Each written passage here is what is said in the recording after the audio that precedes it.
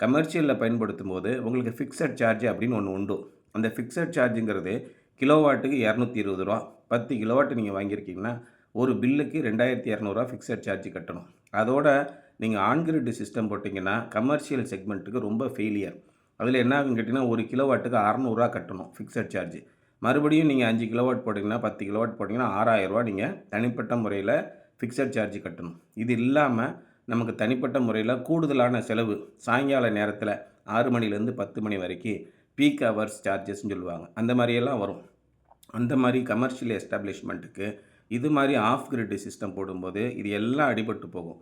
மின்சார உற்பத்தி செலவு பார்த்திங்கன்னா ஒரு யூனிட்டுக்கு ரூ. 4லேருந்து ரூ. 5 தான் வரும்.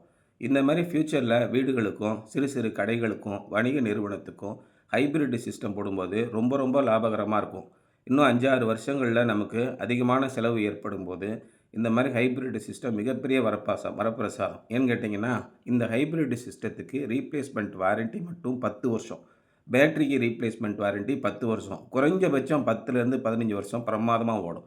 சோலார் பேனலுக்கு 27 வருஷம் வாரண்ட்டி கொடுக்குறாங்க. சோலார் பேனலை வாரத்துக்கு ஒருக்கையோ மாதத்துக்கு ஒருக்கையோ நீங்கள் க்ளீன் பண்ணி வச்சிட்டிங்கன்னா போதும். இதோட ஆயுள் ரொம்ப வருஷத்துக்கு இருக்கும். அதனால் உங்கள் வீட்டுக்கு சோலார் போடணும் முடிவு பண்ணிட்டீங்கன்னா இந்த மாதிரி விஷயங்களெல்லாம் கவனத்தில் வச்சுட்டு அப்புறமா ஒரு முடிவு எடுங்க. நல்ல முடிவாக இருக்கும்.